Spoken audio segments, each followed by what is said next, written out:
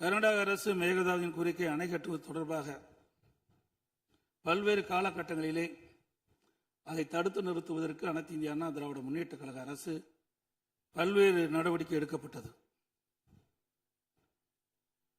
கர்நாடக அரசு மேகதாது என்னும் இடத்தில் தன்னிச்சையாக காவிரி ஆற்றின் கோரிக்கையை அணை கட்ட முயற்சித்து தடுத்து நிறுத்தம் போட்டு மாண்புமிகு அம்மா அவர்கள் தமிழகத்துடைய முதலமைச்சராக இருந்த காலகட்டத்தில் 5/12/2014 அன்று தமிழ்நாடு சட்டப்பேரவையில் தீர்மானம் கொண்டாந்து நிறைவேற்றப்பட்டு மாண்பு உறுப்பினர்கள் அந்த விவாதத்திலே கலந்து கொண்டு பல்வேறு கருத்துக்களை அப்பொழுது தெரிவித்துக்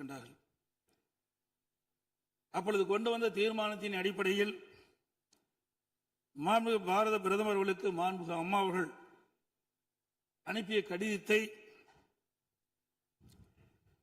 அன்றைய தினம் இருந்த தமிழ்நாடு சேர்ந்த நாடாளுமன்ற உறுப்பினர்கள், புதுச்சேரியை சேர்ந்த நாடாளுமன்ற உறுப்பினர்கள் சுமார் 55 பேர் மாண்புமிகு பாரத பிரதமர் அவர்களை 28/3/2015 அன்று சந்தித்து இந்த கடிதத்தை கொடுத்து இதன் அடிப்படையில் நடவடிக்கை எடுக்க வேண்டும் என்று தெரிவித்தார்கள். புரட்சித் தலைவர் எம்ஜிஆர் அவர்களால் துவக்கப்பட்ட சட்ட போராட்டத்தை தொடர்ந்து காவிரி நடுவர் மன்றம் அமைத்து அதை மத்திய அரசியலை வெளியிடச் செய்து நடுவர் மன்றத்தின் இறுதி ஆணையின்படி காவிரி மேலாண்மை வாரியம் மற்றும் காவிரி நீர் முறைப்படுத்தும் குழு ஆகியவற்றை அமைக்க உச்சநீதிமன்றத்தை நாடியது. எனது தலைமையிலான மாண்பு அம்மாவின் அரசு எடுத்த தொடர் நடவடிக்கையின் காரணமாக 16/2/2011 உச்சநீதிமன்றம் இறுதி தீர்ப்பை வழங்கியது. தொடர்ந்து 1/6/18 அன்று காவிரி மேலாண்மை ஆணையம் மற்றும் காவிரி நீர் முறைப்படுத்தும் குழு செயலாக்கத்தை மத்திய அரசு அறிவித்து அதனை மத்திய அரசிலும் வெளியிடப்பட்டது. இந்த ஆணையத்தின் பணிகளும் குழுவின் பணிகளும் முறையாக கீழ்கண்டவாறு வரையறுக்கப்பட்டுள்ளன. காவிரி நதிநீர்ல தமிழ்நாட்டுடைய உரிமை பறிபோக நாம ஒருபோதும் அனுமதிக்க கூடாது. காவிரி நடுவர் மன்றம், காவிரி நடுவர் மன்ற இடைக்கால தீர்ப்பு, இறுதி தீர்ப்பு, உச்சநீதிமன்றத்துடைய இறுதி தீர்ப்பு, மேலாண்மை ஆணையம் உள்ளிட்ட அனைத்துக்கும் முத்தமிழர் கலைஞர் அவர்கள் முதலமைச்சராக இருந்தப்போ கழக அரசு எடுத்திருக்கக்கூடிய ஆக்கப்பூர்வமான நடவடிக்கைகள் தான் முழு காரணம். அதை இந்த அவையில் இருக்கக்கூடிய மூத்த உறுப்பினர்கள் அத்தனை பேரும் அறிவார்கள். ஒரு நீண்ட நெடிய சட்ட போராட்டம், அரசியல் போராட்டம் எல்லாத்தையும் நடத்திதான் நாம காவிரி மீதான உரிமையை போராடித்தான் பெற்றிருக்கின்றோம். ஆனா அதை பறிக்கின்ற வகையில இன்றைக்கு கர்நாடக அரசு மேகதாதுல அணை கட்டுகின்ற முயற்சியில் ஈடுபட்டு வருகின்றது. அந்த முயற்சியை அவங்க எடுத்த பொழுது அந்த சமயத்துல எங்க கூட்டணியில் இருக்கக்கூடிய அந்த கட்சி கர்நாடகாவில் ஆட்சியில் இருந்தாலும் அதை பற்றி எல்லாம் கவலைப்படாம மேகதாது அணை திட்டத்தை எங்களுடைய தலைவர் அப்போதைய முதலமைச்சர் திரு முத்துவேல் கருணாநிதி ஸ்டாலின் அவர்கள் கடுமையாக எதிர்த்தார்கள். இன்றைக்கு நம்முடைய மாண்பு முதலமைச்சர் அவர்கள் மேகதாது அணை கட்டும் கர்நாடகாவின் முயற்சிக்கு எதிராக இந்த தீர்மானத்தை இன்றைக்கு கொண்டு வந்திருக்கிறாங்க. இதை திராவிட முன்னேற்ற கழகம் சார்பாக நாங்கள் மனதார வரவேற்கின்றோம். ஒட்டுமொத்த தமிழக மக்களின் வாழ்வாதாரத்தைக்கும் மிக முக்கியமான ஒரு தீர்மானம். எனவே இதை யாரும் மறுக்கப் போவதும் இல்லை, ஏற்காமல் விடப் போவதும் இல்லை.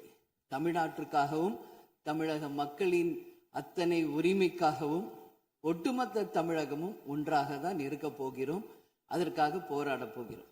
ஆனால் நாம் சற்று இதை பற்றி யோசித்தால், சுதந்திரம் வாங்கின காலத்திலிருந்து இன்றைக்கு வரைக்கும் காவேரி பிரச்சனையும் முல்லை பெரியாறு பிரச்சனையும் தமிழக மீனவர்கள் பிரச்சனையும் தொடர்ந்து பேசிக்கொண்டுதான் இருக்கிறோமே ஒழிய எதற்கும் இதுவரைக்கும் நிரந்தரமாக தீர்வு ஏற்பட்டதாக ஒரு வரலாறு இல்லை என்பதை நிச்சயமாக இந்த நேரத்தில் நான் பதிய வைக்க விரும்புகிறேன்.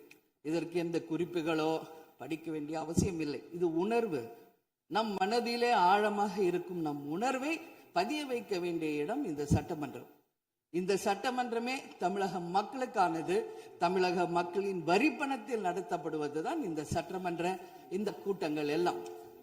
அப்படி இருக்கையில் தமிழக மக்களின் உரிமையை நாம் ஒவ்வொரு முறையும் நம்மை சுற்றி இருக்கின்ற மாநிலங்களிடம் போய் கேரளா, கர்நாடகா, ஆந்திரா, இன்னொரு பக்கம் மீனவர்களுக்காக ஸ்ரீலங்கா என்று தொடர்ந்து கேட்டுக்கொண்டுதான் இருக்கிறேமே ஒழிய தன்னிறைவு பெற்ற ஒரு மாநிலமாக தமிழ்நாடு என்றைக்கு வரப்போகிறது என்பதை தான் நான் இந்த நேரத்தில் சிந்திக்கிறேன். காவிரி நீர் நம்முடைய தமிழ்நாட்டின் உயிர் நாடி. 38 மாவட்டங்களில் 28 மாவட்டங்கள் காவிரியை நம்பிதான் இருக்கின்றன. 8 கோடி மக்களில் 5.5 கோடி மக்கள் காவிரி நீரை நம்பிதான் இருக்கின்றார்கள். காவிரி நீர் பார்த்தீங்கன்னா குடகு மலை, அதாவது கூர்கில் கர்நாடகாவில் ஆரம்பித்து மேற்கு தொடர்ச்சி மலை வழியாக தருமபுரி மாவட்டத்தில் தான் தமிழ்நாடுக்கு முதல்ல வருகிறது. தருமபுரி மாவட்டம் பிலிகுண்டில் தான் அது உள்ள தமிழ்நாட்டுக்குள்ளே நுழைகின்றது. கிட்டத்தட்ட 800 கிலோமீட்டர் அது டிராவல் பண்றாங்க. அந்த காவிரி நதி பார்த்தீங்கன்னா 800 கிலோமீட்டர் கர்நாடகாவிலிருந்து தமிழ்நாட்டுக்குள்ள டிராவல் பண்றாங்க. அந்த காவிரி நீர் வந்து பிலிகுண்டுலேருந்து ஒகேனக்கல் வருது. அதுக்கப்புறம் மேட்டூர் அணையை நிரப்பிட்டு பவானி, ஈரோடு, திருச்சி போன்ற இடங்கள்லாம் வந்துட்டு கடைசியாக பூம்புகார்ல கடல்ல கலக்கிறது. இதுதான் அந்த காவிரி நீருடைய டிராவல் மேப். இதுல பாத்தீங்கன்னா 320 கிலோமீட்டர் மட்டும்தான் கர்நாடகாவில் காவிரி பாய்கிறது. பார்டர், அதாவது அந்த பார்டர்ல வந்து 60 கிலோமீட்டரும் தமிழ்நாட்டுக்குள்ள 420 கிலோமீட்டர் காவிரி நதி நீர் ஓடுகிறது. அப்படி என்றால் நமக்கு தான் அதிகமான உரிமை. 420 கிலோமீட்டர் தமிழ்நாட்டில் ஓடுது, நம்மளுடைய மாநில எல்லையில 60 கிலோமீட்டர் ஓடுகிறது. அப்படி என்றால் கிட்டத்தட்ட 740 டிஎம்சி தண்ணீர், காவிரி நீர் இருக்கிறது என்றால் அதற்கு அதிகமான உரிமை நமக்கு தான் இருக்கிறது. கிட்டத்தட்ட 400 டிஎம்சி தண்ணீர் வந்து தமிழ்நாட்டுக்கு உரிமையான தண்ணீர், நமக்கு பாதிக்கப்பட்ட தண்ணீர். ஆனா நாளடைவில் அதை குறைஞ்சி 205 டிஎம்சியா குறைச்சிட்டாங்க. 192 டிஎம்சி அதை குறைச்சிட்டு இன்றைக்கு 177 டிஎம்சி தண்ணீர் தான் தமிழ்நாட்டுக்கு என்ஷூர் பண்ணியிருக்கிறாங்க.